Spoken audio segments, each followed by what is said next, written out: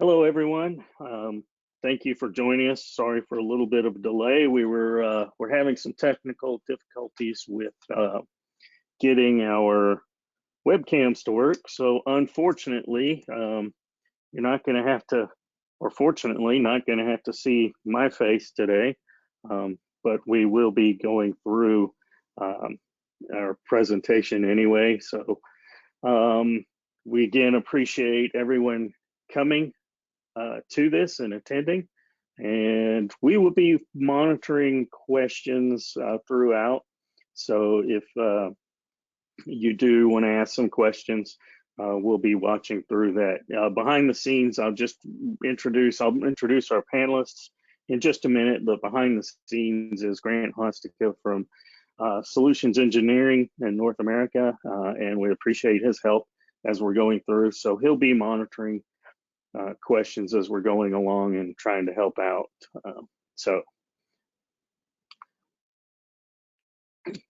I would like to start today by honoring the memory of Washington State Patrol Detective Eric Gunderson, whose end of watch was Sunday, the 26th of September.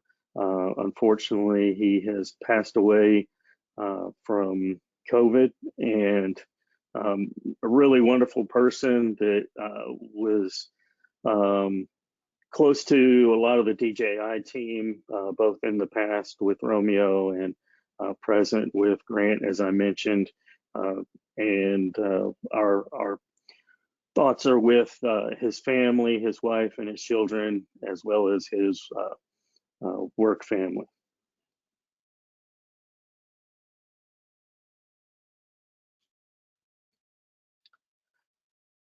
So again, today, our presentation is how law enforcement agencies have successfully scaled the UAS programs. My name is Wayne Baker. I'm retired fire chief. For those that don't know anything about me, I retired in October 2019 after 26 years in the fire service to come to DJI as public safety integration director, and I've been very fortunate to travel around the country and meet a lot of law enforcement and fire services and emergency management across the country, and seen such wonderful work that they continue on today. And so let me also introduce our panelists. We have Luis, and I hope I get this right because I don't remember if I've ever asked you. Figueiredo? That's correct, Chief. Hey, I sometimes am successful. UAS Program Manager for the Elizabeth, New Jersey Police Department. And Rickard Henningsson. Did I say that? That's correct. Yes, that's correct. Awesome. Process and Flight Operation Manager for the Swedish National Police Authority. And I hope I get this one right. Jamie Allan? Yep. CEO of Allan Panthera Special. Also, you are a special constable and now newly senior innovation specialist for Police Scotland, correct? Indeed, yep. Congratulations on that. Thank you. So I want to thank you three for taking the time. I know you're all busy and it's different time zones. Late afternoon, I think, for some of y'all, but I really appreciate you coming on here to help our brothers and sisters around the world learn more about what can be possible with a drone program. So some of the things that we're going to talk about today, we're going to talk a little bit about command staff buy-in, how to best engage your community, growing your team, staying on top of logistics issues, and then also questions. And again, feel free throughout the chat to add those in. So let me just start here with the command staff buy-in and how best to engage with your community. And one of the things I really want to find out is what led your agency to look towards a UAS program. And one agency I know, unfortunately, a lot of times it takes a tragedy for that to be spurred on. And we talk a lot with Pearland Police Department here in Texas. And for them, it was a missing 9-year-old boy with autism that unfortunately they found deceased. And that was what was the impetus for them to start a drone program, because they felt like if they had had a drone at the time, they might have found them. So I'll just start. I'll start actually, Rickard, if you don't mind, because yours is more a national scale program. Yeah. Yeah, sure. Thank you for having me in this this webinar, and I'm thrilled to listen and learn as well, to speak. And I hope that I can give you all some aspect of the Swedish Police Authority drone program. At least from the start, you have to understand the context of Sweden. It's not a very big country in the northern part of Europe, and we consist of about 10 million people. So compared to many of the major cities in the world, it's quite small. So however, we do have a very extensive helicopter program. Not so many helicopters though, but they cover a lot of area, and they fly a lot. So basically the initial well, the aspect of it is that if you don't have helicopters and you have the need for the look in the sky, from the sky, then you have to try to find something else. And as time goes by, new technologies develop, and we discovered those small helicopters, the drones, developing, and slowly but surely we just realized that this could be a good complement to the helicopter squad. So that was basically, was not induced of some incident or an event that quite suddenly make us understand that drones were the solution, but slowly but surely we were trying to find some complement to the helicopters. Basically, that's one of the I think that's the basic reason why the drones were addressed in the first place. And then, of course, as time goes by, we do see that we have a lot of benefits from using it, and we'll talk about that later. But if you ask me, was not one singular event, but many. We have all those missing people events, and of course, crime-related issues here in Sweden as well, where we can use the drones. And we do, of course, but not a single event. So I just stop there, and maybe I can answer some question about that. So. Yeah, no, so you definitely have one I'll lead into later on, as you mentioned, but I'll move over to Jamie really quick. And again, yours is kind of national as well, I take it. Yeah, absolutely. So similar to Sweden, in Scotland, we're a small country, famous but small, hopefully. And we actually merged from 8 regional forces in 2013 to become one national force. So from that point onwards, we've had a multitude of issues, as you can imagine, with coming together from 8 to 1. But again, similar to Rickard, there wasn't one sort of catalyst for a drone program being implemented. Indeed, it's a case of other forces, certainly down in England, were quite advanced with their drone programs, and we felt it was the time to study and assess the use cases, the pros and cons, as well as then make sure that the stakeholders within our communities and our partners are engaged and on board with using drones. So we're still going through that process, but similar to Rickard, not one event, but almost, it's time we started looking at them because we're probably a little bit behind the curve. But that's the kind of short answer there to that. That's pretty good that you've merged those 8 into one. And, again, I'll have more questions in a minute about that. But that's something where I'm at in the United States, really specifically in Texas. I was a founding member of, and still am, an active pilot in a regional team. It's interesting because it's still separate organizations, but we have that regional approach, which sounds like what you both were able to accomplish for your countries, and that's great because that collaboration, that working together, really can make programs go even farther. So that's great to hear. And then Luis, I kind of know a little bit about yours personally. We've been through the trenches last year of COVID, but do you mind just kind of telling us? Sure. So I feel a little left out since we're not a national program, but we also didn't have any specific event that started our program off. Initially, it was we saw that it was it was a piece of tech that would only benefit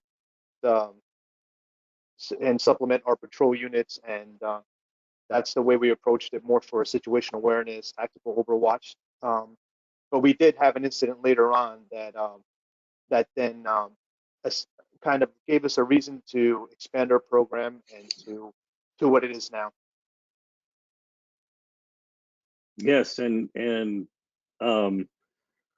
I feel fortunate to have been able to help, DJI being able to help that as well with, for those that don't know, Elizabeth was one of our disaster relief program agencies that we were able to support, and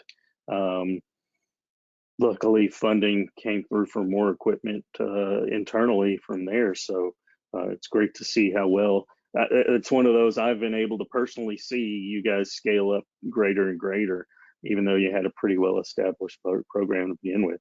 So yeah, and because of the disaster relief program and the assistance that you guys gave us, we were able to implement our the drones into our patrol units. We have some detectives that have access to the drones, so those medical calls during that time were facilitated by the use of the drones. And it's also great that you are a smaller city, not a national program, because you're able to give that I say smaller city, very large population, but you're able to give a different perspective. So again, thank you for being on with that. So speaking of that, and leading into buy-in, I know this was not a specific incident for you, but I'm going to play this video because I hope sometimes a video like this can be what it takes for an agency to convince people and get the buy-in on why they need a program. So hoping that this will work here and we don't have any issues on the video, but if you'll walk us through this, Liz. So this happened about a week ago now. There was a shots fired incident in an area of our town. Responding units got there. As soon as they got there, a few parties took off on foot. They ran into the yards. This specific suspect here, he got into unlocked, I believe it was a pickup truck that was in the driveway of a residence, and he did a pretty good job hiding in there. And then I guess at one point he pops out to see if the coast was clear, and that's the initial part of the video. And one of our patrol operators manages to see that on the screen, and he radios to the units on the ground. And this part of the video you're watching now, that's when the apprehension's made. The other thing that I like about this, and why I do what I do, I say this all the time, is it's police officer and firefighter, and then the public safety is enhanced as well by the use of drones. And this was one of those instances where not only was a dangerous suspect taken into custody peacefully, but the officers were able to make their approach a little bit more informed, making their operation safer.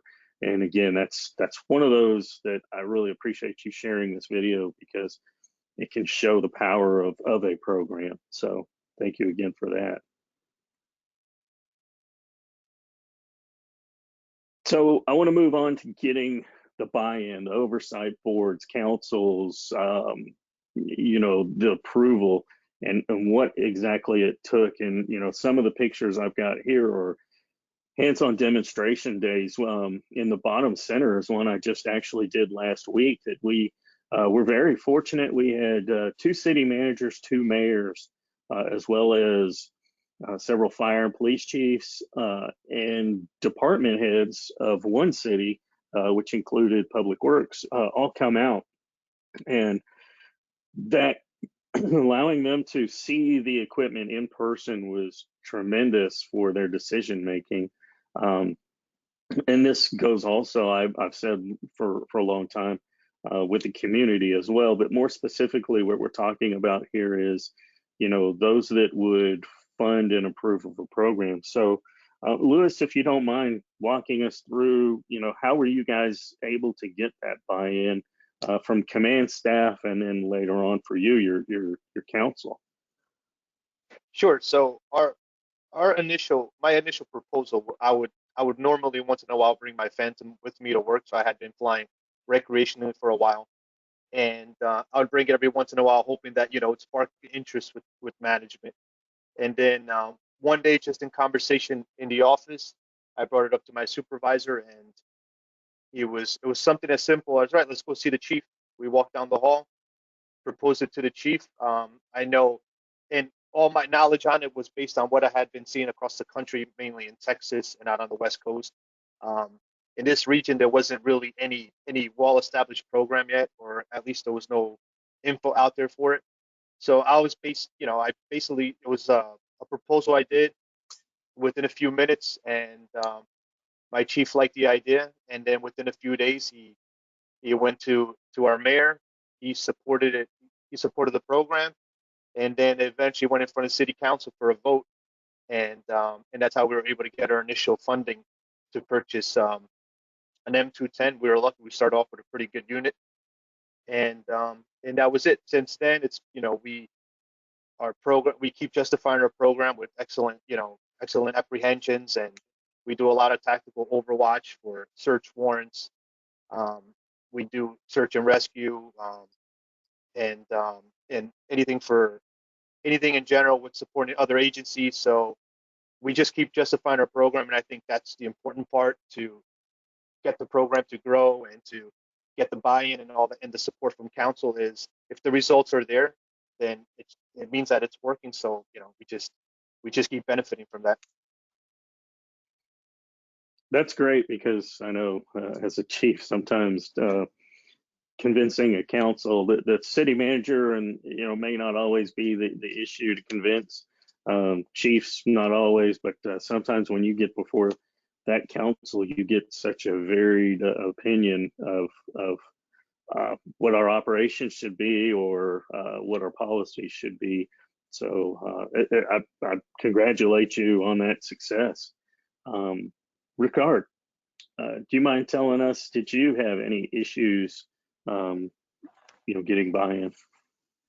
Yeah, sure. It's not the same situation in Sweden, given the fact that we are a national authority, and based on my previous career as a helicopter pilot, I was already introduced in the air surveillance aspect of it all, and basically we had a discussion, and we had some testing done in the years 2013 to 2017 regarding drones. So the question was already raised, and they actually had a decision to try to implement, and then I was approached and was given the position to process manager with the direct orders, so to say, to implement drones within the Swedish police. In that period of time, it was not funded like that, and it doesn't have to be basically everything doesn't have to be funded initially. So, but we managed anyway to in 2018-19 have some funding, some external funding from what we call the Internal Safety Fund, and it's a kind of a program that are supposed to you know, get you started in some of the more important programs that comes with the public safety work. So basically, with the decision made and the work given and the fundings secured, I could, you know, sketch up a kind of a start. So basically, we did some training with my experience and some of my colleague officer from the air support unit. We managed to start up a basic training for pilots, and basically it was the same as a private pilot license, but in, you know, the light version. And then we also, with the internal fund, we could also buy the first drone. So we started up with 2 officers that were certified and qualified to fly drones in Sweden, and since then it's just, you know, moved on, and now we're about 300 pilots throughout the police community in Sweden. So and it's still expanding. So that's the start of it. We haven't seen the end of it though. Did you have issues? It sounds like maybe not, because you were one of the helicopter pilots, and so in the aviation community. But did you have any issues convincing any of your fellow pilots that this was not taking away necessarily their jobs, but as you mentioned, just enhancing their capabilities? Yeah, well, that's a very good question, and that was, of course, a concern in the beginning, and maybe that was the smartest thing, to take a helicopter pilot in that period of time to bridge over those questions and the worries. Of course, we had those discussions, but we kind of early addressed that we were not taking over, but complementing. We were supplement to the helicopters. And given the fact that we cannot cover all the needs with 9 helicopters, so even the helicopter pilots knew this. I mean, it's not very fun to go home after a shift and knowing that you have only addressed 3 out of maybe 15 appointments. You basically you could do more with more, but given the fact that the cost of a helicopter and everything around it, in accordance to using a drone, it was kind of a easy walk, basically, because everybody understood the good for the public community. So basically, no problem really. Yeah. In the United States, I've seen some, not very many, fortunately, aviation crews in law enforcement and fire have a little bit of fear of, hey, these are going to somehow take their job. But I think we've had some good successes with Mark Colburn at Dallas Police Department. He was one of the helicopter pilots there that has helped the community in the U.S., as well as what used to be the Airborne Law Enforcement Association, mainly of helicopter pilots for police and fire. They even saw where this was going and changed actually their entire name and structure to Airborne Public Safety Association, specifically with the intent of including drone pilots as a way to enhance. So it's good to hear that over there was that approach, and that you guys have been very successful. Just one quick follow-up question: Are all of your drone pilots helicopter pilots as well, or do you have non-helicopter pilots that are pilots? Oh yeah, no, we don't have many helicopter pilots that also are drone pilots. So basically, it's a variety of police employees, all from forensic and to the SWAT and everything. All the aspects of the police are represented in the drone pilot program. So we have drone pilots throughout the police program in Sweden. So it covers most areas basically, and it's like this, that when they come with a request for air surveillance, we basically decide quite quickly if they're going to get drones or the helicopter, because we have to adjust to the situation at hand. So they do not, more and more often, they do not ask for helicopters, which they always did before. They ask for air surveillance, and they get what we think is best for them at that specific situation. So it's a good mix. I think most police officers understand that the presence of an air surveillance unit is better than to argue about what kind of units to send. And there's a lot of efficiency, it sounds like, that you bring to the operations with that, which is good to hear. And that's something that post-COVID budgets, I'm hearing a lot of, is seeking out more efficiencies to reduce budgets in certain areas. So it's great to hear how well your program has been put together. And I want to move, speaking kind of the efficiencies first, Jamie, if you would just kind of tell us how you guys were able to get buy-in. Again, this is on a national level, so that's interesting. But as you mentioned, tying in eight groups into one along the lines of that efficiency, but also buy-in there. It's not always easy getting people with independent programs to want to give up some of their autonomy to be a part of a larger organization. So if you could just kind of walk us through some of that.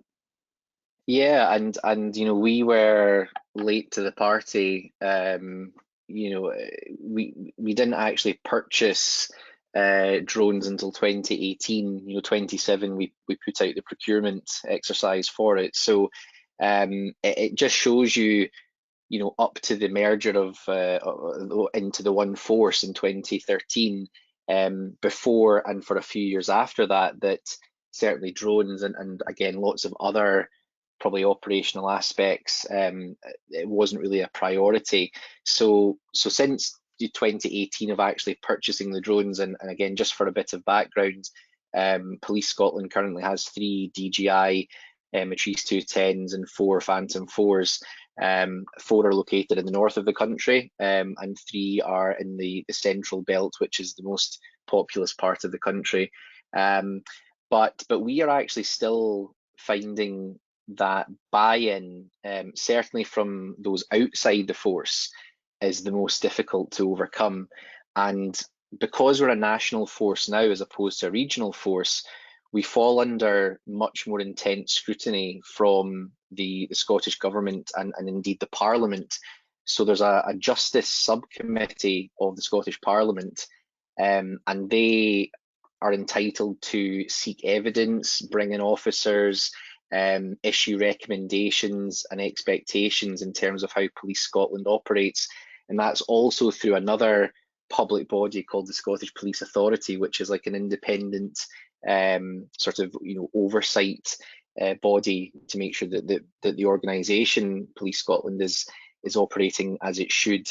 So we're actually still finding that, you know, we went out and bought the drones in 2018, but you know, the Justice Subcommittee have been asking a lot of questions, and they've only recently released a report earlier this year, which is, I actually sent you that, and again, I can send the link to anyone who's interested in reading it, but it really illustrates the scrutiny that we're under, and it's all down to making sure that we don't just go and buy drones and start using them, but actually we've got to look at community impact assessments, we've got to look at data protection impact assessments, we've got to look at equality and human rights impact assessments, and all of this is expected to be done, you know, before drones are used operationally, and then, you know, updated on an annual basis, at least. So, you know, we're very, very much a case of they are in use, but they're still going through this testing and engagement phase, and they're only being used when, and this is the phrase, when it's necessary and proportionate.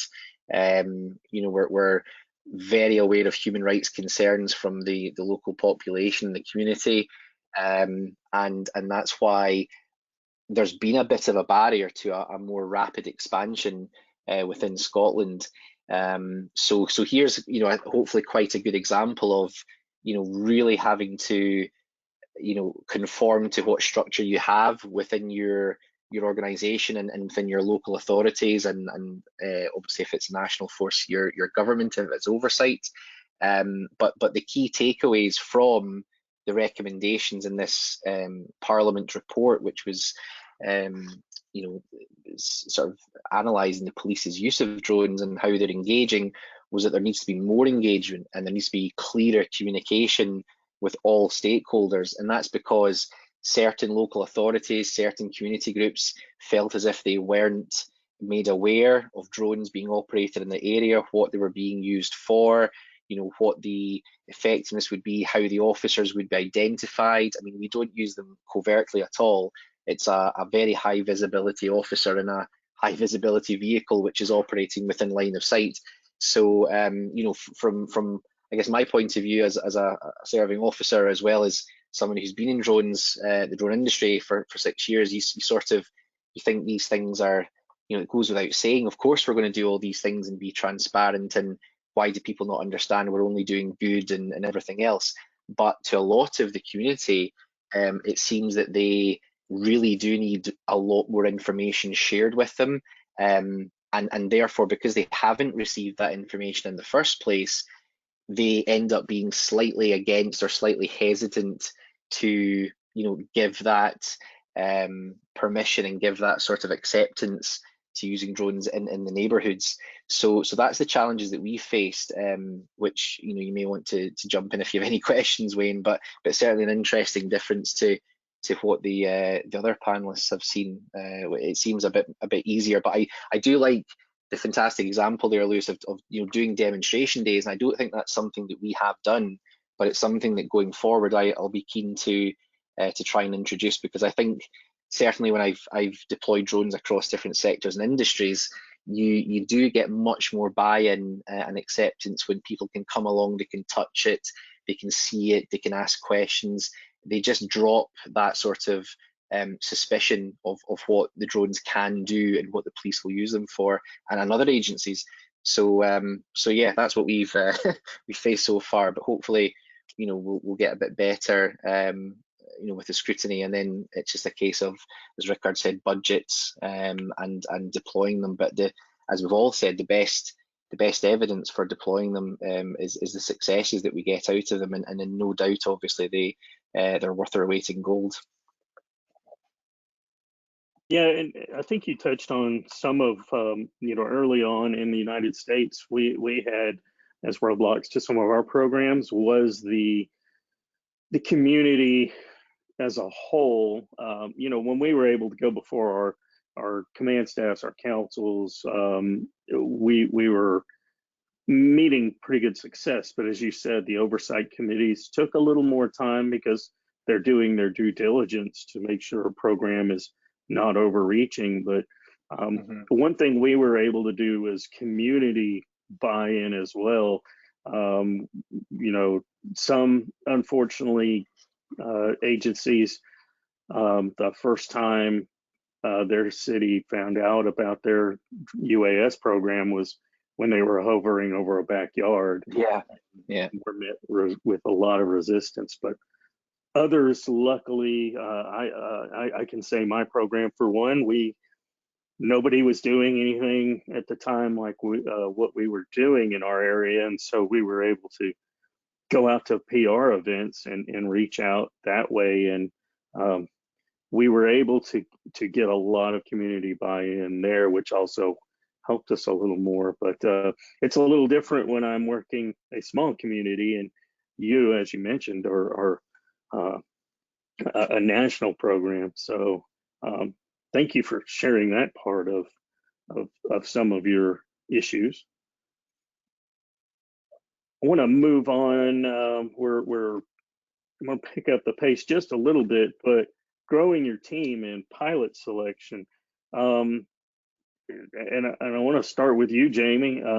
Just how were you guys able to? It sounds like for the most part, a lot of it you maybe had already some groups, or as it sounds like you did do a lot of planning over the time. But was it an application and promotional process, or did you already have people that you selected? Yeah, an application process.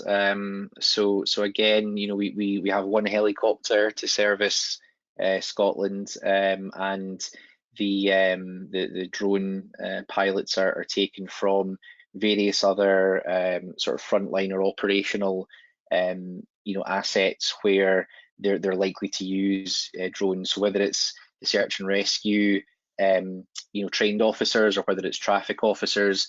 But certainly it's an application process, and because, you know, again, they're not widespread in terms of deployment, you know, there's not like a committed officer whose full-time remit is as a drone pilot. So they're sort of sharing responsibilities with their other duties, but again, certain skills and specialisms actually preclude them from being in the drone units, and that would be if they're, for example, public order trained. They would then be, you know, prioritized to be deployed for a public order incident over being used as a drone pilot. So so yeah, in simple terms, application form, sort of you know, ongoing training as and when, but at the moment still not 100% of your kind of role is as a drone pilot. But again, that will likely come as they become, you know, scaled up in the years to come. And I'm going to step ahead with you just a little bit. What about training? Do you have certain training requirements for initial training, and then what about ongoing training? Well, you know, the initial training is done through, you know, third parties in the private sector, and you know, and that's because we don't yet have our own sort of I guess training program, you know, like other bigger forces, or not bigger forces, we're the second biggest in the UK, but more established forces using drones down south. So so we would use, you know, third party providers to gain the initial you know, training and qualification, and then it would just be you know, training time that is dedicated and provided to the officer to keep their skill level current. So you know, for example, like for the 2.5-year period up until April 2020, there were, you know, 352 incidents of, you know, incident inverted commas of deploying a drone. Only 130 were operational, but 222 were actually for training.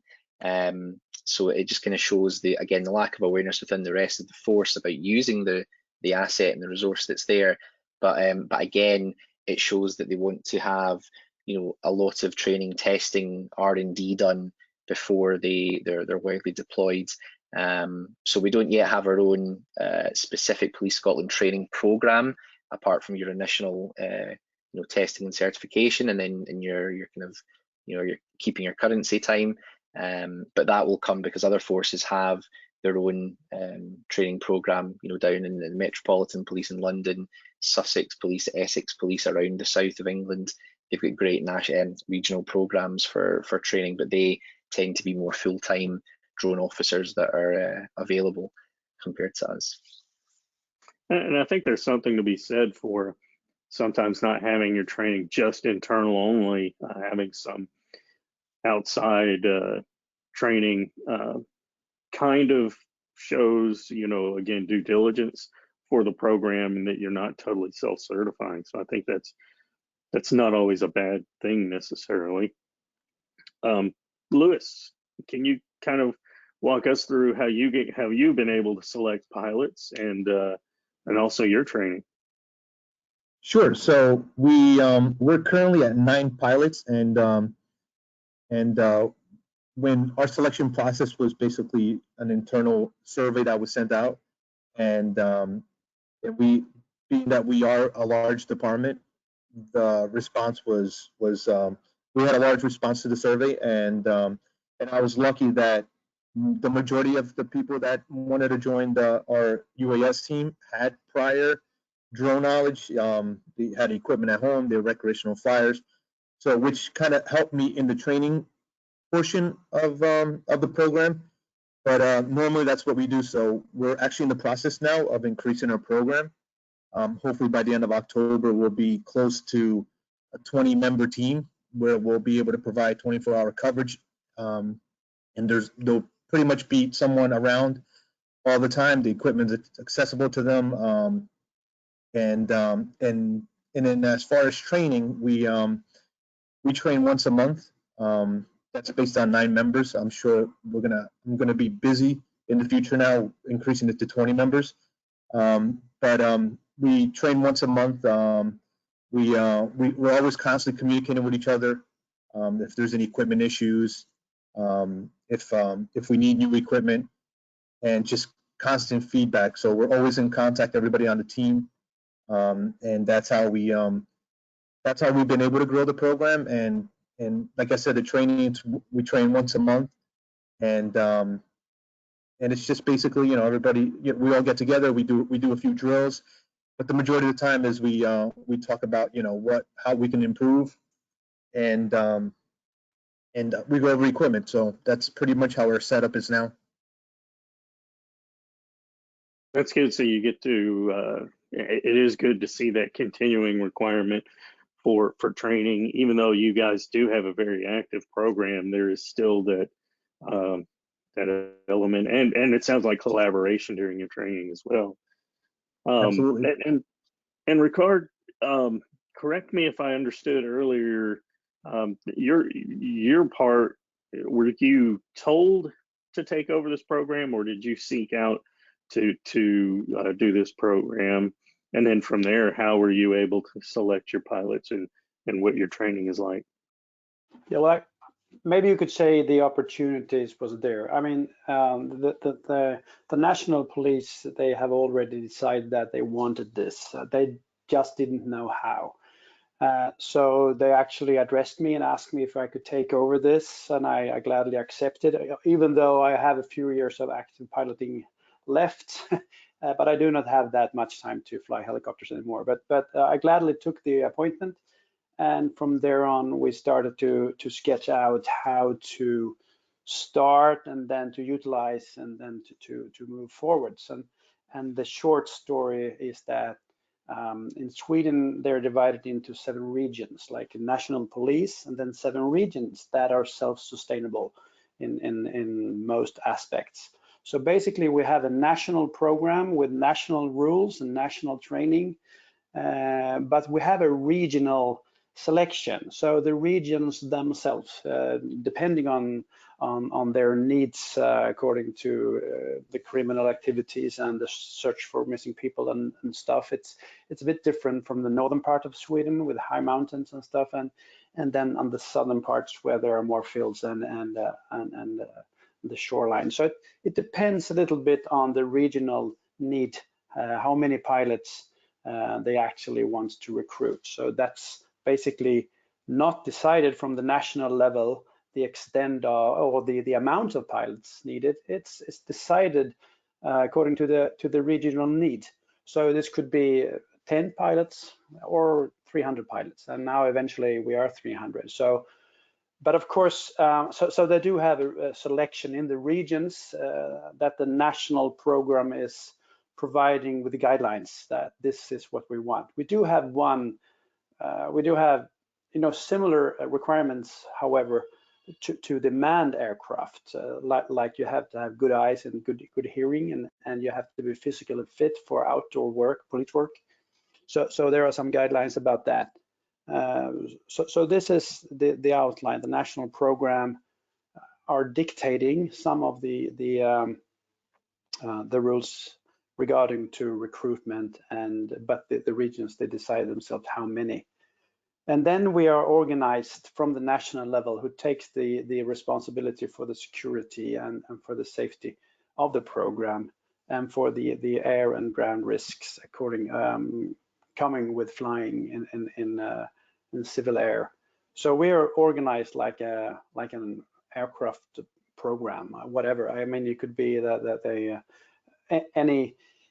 anyone who is flying in the civilian airspace, they have to be organized, and so are we according. So we have like an operational manager, technical manager, quality manager, safety manager, and you have a safety management system. So we're basically an airline organization, well, light, I would say. So, but structural, organizational, we are this. We're not. There is just similarities in this, and we're also regarded as state aircraft. So we do have national rules. We don't have to apply to the EASA rules, the European rules. So our Transportation Safety Board, they decide in, you could say, in a discussion with us, what do the police need and how do you secure the airspace and the risk for third person when you fly. So, given that, we do have an operational manual that pretty much decides how to do, what to do, and when to do. And that's the short story. It sounds like you have a couple of unique opportunities there, especially in your training regionally, as you mentioned. So some pilots maybe that are going to be more responding to rescue situations, maybe that's more of their ongoing training focus, whereas some others that are maybe doing more law enforcement work are focusing more on sensor techniques. So that's interesting. And then also you have position specific training, it sounds like, for some of those support levels that you mentioned, which is something in the US we're only now really talking about our support staff position training because we've been so focused on the pilots. So does that sound about right, how your program is able to do training continuing on? Yeah, sure. It is certainly. And of course, everybody has to do the same basic training, and then they're kind of specialized. And then we have some grades that everybody who goes through the basic training, they're entitled to do vision line of sight flying, and then you can expand doing beyond vision line of sight flying, night flying, and etc. etc. And then of course they are specialized. Some are more forensic type pilots, and some are more missing people, and then some are more going through the criminal side of flying, if you could say that. And you cannot say that, of course, in English, but you know what I mean. Yes, no, absolutely. And then of course we have this we have the operational pilot checks every year and so on. So it's more like a normal aviation business that you would recognize from the manned aircraft. We just adopted the thoughts and scaled them down or sidewards, or however you want to put it, so it will fit in for this national framework with regional officers. That sounds really good. Thank you.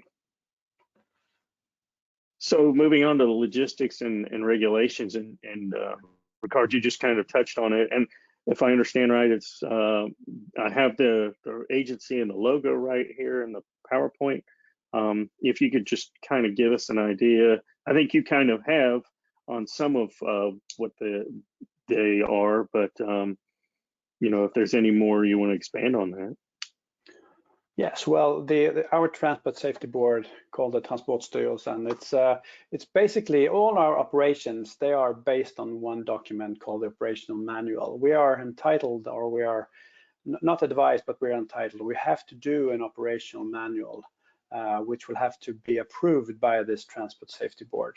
And in this operational manual, we actually explain everything from, you know, from training, selection, operations, safety and security, and how we take care of all the aspects of flying before, under, and after a mission. So that's the simple. What they do, the Transport Safety Board, they look at how you fly. How is your operation safe for everyone else in the civilian airspace or at the ground? So when they feel that this is done, they can give us approve. And then we also have all those other aspects with data security and having the willingness for the public to accept our kind of flying. But that's another aspect of our operations. So given thus the Transport Safety Board and the operational manual aspects, this is what makes us fly. And then what we do, we have to address in another order. If that makes sense, Yeah. I mean, so I hope you understand Yes. what I mean here. So. Yes, it sounds similar to our certificate of authorization program through the U.S. Federal Aviation Administration. So, Jamie, how's you're working under the UK Civil Aviation Authority there? Yeah, and some synergies with Rickard in Sweden because of the European Aviation Safety Agency harmonization of drone laws, which came into force. But in the UK, we've you know, I'm conscious of time, so I'll try and keep it because it's quite complicated. But basically, we have you know, an open category, which is, again, just the highlights: less than 25 kilograms of weight, visual line of sight, and 400 feet in height. And within this open category, there's subcategories: over, close, and far from people, and then drones, which are less than 250 grams, less than 900 grams, less than 4 kilograms. And for all of those, your certificate of competency is the basic requirement that pilots have to achieve. Then you have a specific category of certification, which is where you need a specific operational authorization from the CAA. That's based on a substantial risk assessment for whatever you want to carry out. And then you do your general visual line of sight certificate on top of that. So it's kind of much more in depth. And then you have a certified category, which is for drones over 25 kilograms. But that's, you know, the same risk level as manned aviation. So you're looking at your drone taxis and things like that. So really, the kind of open and specific categories and various subcategories within Cascaded is what we operate under.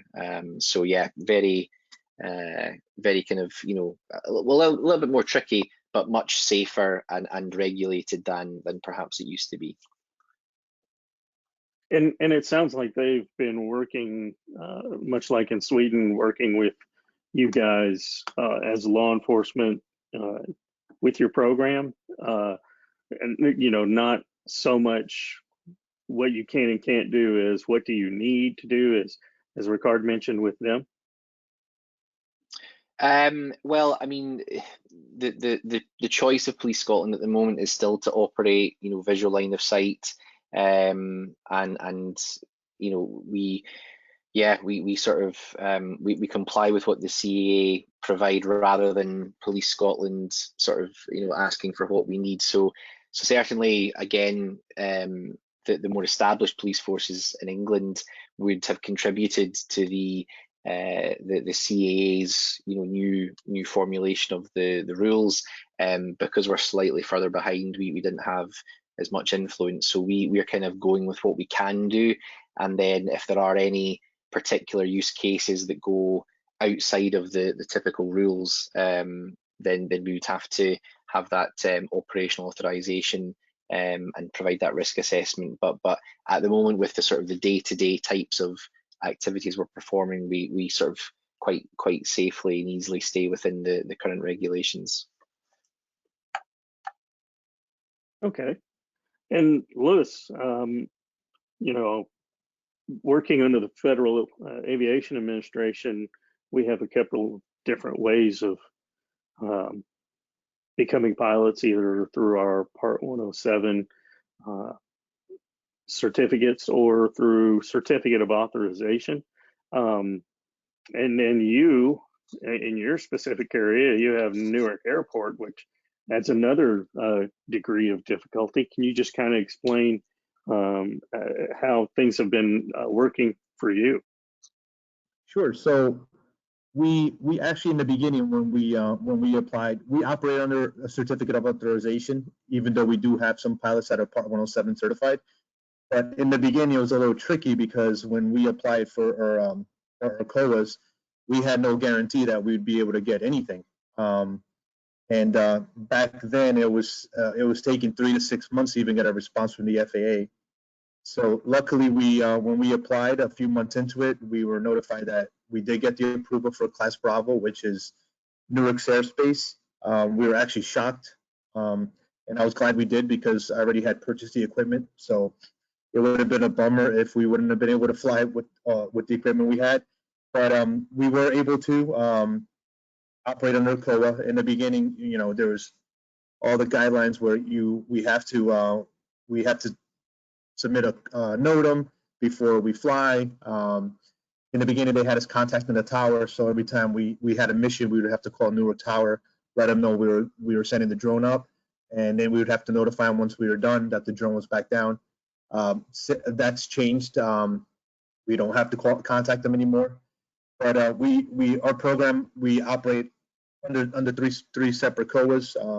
We have our blanket, our jurisdictional, that's for Newark airspace, and then we have the tactical beyond visual line of sight waiver. But even with the tactical beyond visual line of sight waiver, we do always maintain line of sight on all our aircraft when it's in the air, just because our airspace is so congested with the traffic coming out of Newark Airport, and then we also have a neighboring town that has a heliport, and all, it seems like all the news helicopters that monitor New York City, everybody flies through our town. So our airspace is pretty tricky, and we're limited. In some areas, we can only go up to 100 feet, and in the rest of the town, it's 200. So all our operations have to be between that 100 to 200 feet mark, which sometimes makes it difficult. Yeah, that's how our program is set up. And like I said, some of our pilots are Part 107 certified, but mainly we just operate under the FAA's COA. And it's kind of one of those in the United States. The FAA has been, unfortunately having to play catch up to the technology, but has done a tremendous job with us on the public safety side, helping us out with our needs. Specifically, we're able to get, outside of the COA, if you're Part 107, or even under a COA if need be, strategic government interest request for certain areas. And so it's been a good working relationship with the FAA here. But one thing I also want to mention, because we do talk about airspace and specifically some of what you have in your area, we do have the Qualified Entities Program through DJI to remove the geo unlocks, the geo locks on the DJI equipment. So that is for police and fire and emergency services agencies. So I want to make sure everybody is aware of the QEP program, and we can get that information or link, or you can do an easy Google search for DJI Qualified Entities Program. And on there are the forms that you can download, fill out, and email back to us. So want to move from there. Just briefly, data management and security. I think we've kind of touched on that here earlier a little bit with the buy-in, Jamie, in your area, but and Rickard also mentioned that he has several position specific that I think handles some of this data. But Luis, how do you guys handle your data? I mean, sometimes it's a large volume. Are you guys, I know some agencies record every flight, the entire flight, and are putting them on Axon's evidence.com. Some only if it's pertinent to a case, so they're using their normal data retention policies. What are yours like, Luis? So Wayne, like you said, it is a lot of data to manage, and that's another one of my tasks. We are starting to record from the minute that we take off. Every deployment is recorded, and if anything comes from it where it has to get tagged as evidence, then we'll just we were burning onto a media disk, and then it was getting tagged as evidence. Now with evidence with Axon Air, we're still in the process of working out the kinks. Hopefully, when that gets up and running, we'll be able to submit it directly from the device into evidence.com. That's our goal at this moment. But for now, we're still burning it onto media, and then we're tagging it as evidence. And then I do hold on to the footage that's not being tagged, just in case we do have to at some point look into it. So that's just going into hard drives, and it's being, everything's being saved. But like I said, the stuff that's evidence material, that's all getting tagged the minute that the aircraft comes back down. We're pulling the footage from it, and we're tagging it, and then it's getting secured in our evidence room.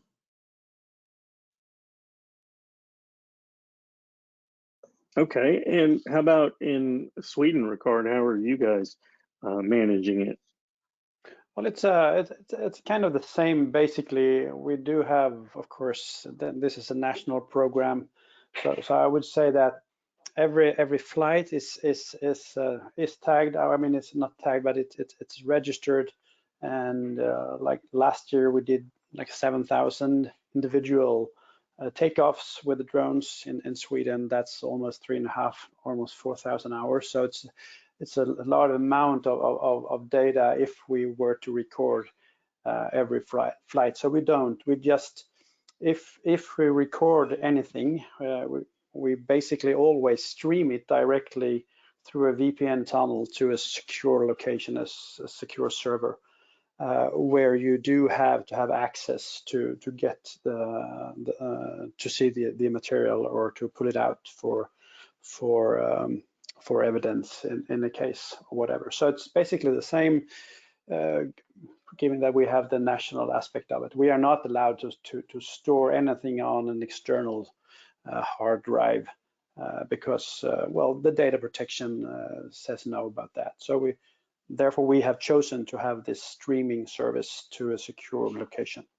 So that's basically how it's done. When you come to forensics, it's a bit different, but they always come in after the crime, so it's not the same issue about that. There's just some exceptions from this rule according to the forensic works, but basically the same.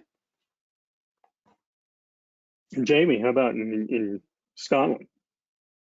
Yeah, not much different to Rickard or Lewis, depending on the situation, to be honest, and obviously not much in detail I can say in public, but as I mentioned earlier, with the data protection impact assessment and the type of work, which is priority kind of mainly search and rescue.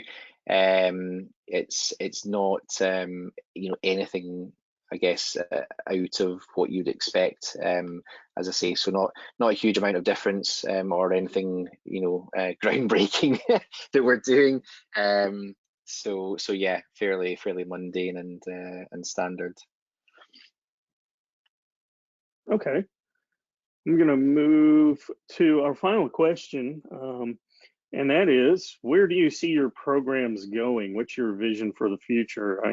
I know in the U.S., one of the things that we're seeing a lot of interest in, and I think Lewis, you and I have discussed this before, is drone as a first responder. Chula Vista Police Department has, with Motorola Cave, has done a really great job in that program, whereby a drone is able to be a response unit, arrive on scene ahead of police or fire units, and give them detailed information about the incident. And when we talked earlier about efficiencies, this is great because this can improve that efficiency. If there's more units needed, they have that quicker reaction time to get those units on the way. Or if it looks like it's a situation where maybe 1 or 2 units can handle it, others can be put back into service, ready to respond to other emergencies. So I know that's one program that we're seeing on the horizon. But what are some of your your goals or what you would like to see or where you see your program going. I'll start with you, Jamie, there in Scotland. So definitely, increased rollout of drones to more mobile units and more officers trained, and that's definitely the direction that things are intended to go. Assuming that budgets are forthcoming, there's actually a fantastic project that I'm part of with our sort of national communications provider, British Telecom, and that involves using strategically located drones in a box around the country, whereby they would be the first sort of asset deployed in terms of missing people for search and rescue. So that's one well-funded, very comprehensive program which could truly transform the whole ecosystem within the UK. But as I say, from a frontline point of view, more drones and more cars and more pilots is definitely the next big step for us. And we've even had a program with Thales actually in one of our universities in terms of bespoke machine learning and an AI facial recognition or even just object identification sensors for assisting with missing people. So again, that was kind of quite swiftly moving ahead, but again, we've ran into the issue of the kind of scrutiny and therefore the engagement with various stakeholders in the communities. So yeah, so some things are 2 steps forward, 1 step back, but definitely a lot of great examples, certainly in the States, that we can learn from and share best practice with how we can all use the technology and the tools to our best intentions. Well, that's great, and I wish you much success in that. Rickard, where do you see your program? Yeah, well, basically, pretty much like in Scotland, and I think everywhere in the world that now have a UAV program in progress. We're trying to stabilize and to do a more sustainable ecosystem, so to speak, and just to provide the best service possible for the public to take the benefit from. We're also looking ahead. We see that we are maybe using or going from using the UAV as a tool, as a singular tool, to a more teammate of service. And of course, introducing slowly but surely, when the time comes, the artificial intelligence and machine learning into all the aspects. And that was already told here, facial recognition and object recognition and all those aspects that are coming. So we're looking forward to the technologies. And now that we are in a position that we are organized and pretty well organized, I would say, I think we are ready for the next step, which is more the methodological aspect of using. So from tool to teammate, basically. That's great to hear, and again, also looking forward to that success. And Luis, I know I may have stolen a little bit of your thunder, but please let us know what your goals and where you see your program going. So yeah, like you said earlier, Wayne, our overall goal is to have a drone as a first responder program. It's probably going to be difficult because of our airspace, but we hope that we can figure something out with the FAA and come to some sort of agreement, because we're ready to roll with that, and we're just it's just the obstacles in the way. But our smaller goals at the moment are hopefully within the next few months, I'm able to roll it out into our accident crime scene reconstruction, where we're 3D mapping crime scenes and accidents. And there's really nobody in our area that's doing that yet, so we kind of want to be the first at that, and just get everybody on board with it, because there's really great software out there, and just the fact that you can even officer safety aspect of it, where You don't have to have officers blocking it, these busy intersections, closing down traffic to map out a crime scene. You can, or an accident scene, you can go in there and within a few minutes you have a 3D map done of it, and it saves a lot of time and money too. So that's and then we just want to have 24-hour coverage. We want to make sure that every shift has pilots on it. We want to make sure we have the best equipment. We want to stay, stay pretty much to date with the equipment that's out there. I believe we're pretty good now, but just like any other tech, it changes every few months. So yeah, I think that's all. Our goals are, the drone as a first responder, to have access to the best tech out there, and just roll it out into 24-hour coverage and the accident and crime scene reconstruction. Yeah, just real quickly in closing, touch on that accident crime scene reconstruction is really great because there, as you mentioned, and as I started out with, for me, this is about police officer, firefighter safety, and also the public, and in this case, traveling public, and the longer that we're out there on the road trying to get the incident mapped or, the construction part done, in that backup can sometimes create a far worse accident. And so, solutions like Pix4D, or I think you've been using Skybrowse and testing that out more with its ability to, within just a relatively short period of time, 10 to 15 minutes, map out an incident. Is that correct? Yeah, so I actually did a map of a fire scene a few days ago, and with Skybrowse, I mapped out the scene, and the flights were about 3-4 minutes of flight time, and then the processing time was less than half an hour as soon as I got back to headquarters. So I had a 3D model, give or take the travel time. Within an hour, I had a 3D model of the scene, and there was a fatality at the scene, so they were looking for that footage. So it was fairly quick, and I've used it in a few accident scenes. So we want to roll it out as soon as possible. The software is great.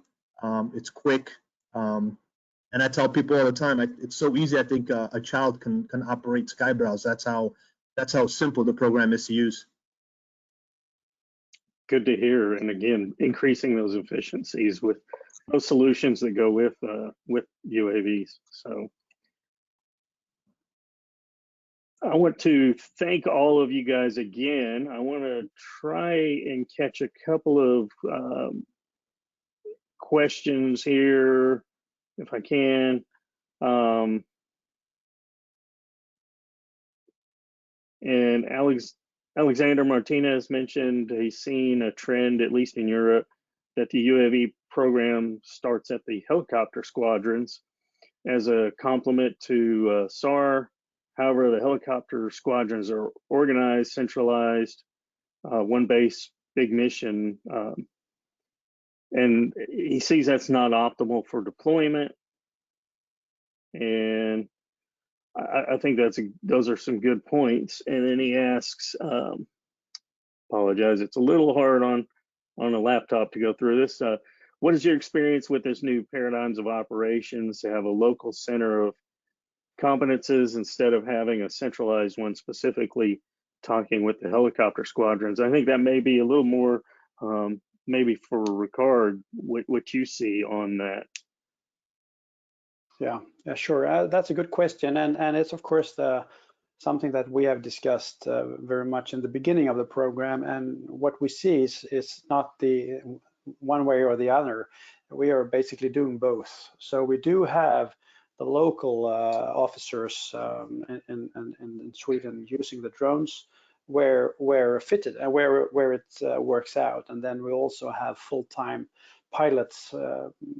Basically have like a helicopter base where they're deploying from with a mobile car, maybe more on request. So the local officers do the 24/7 surveillance ability, and the full-time operators, they do more like planned stuff, like special events, and they're on call, but maybe they're not 24/7. So it's a bit of both, actually, given the situation for us.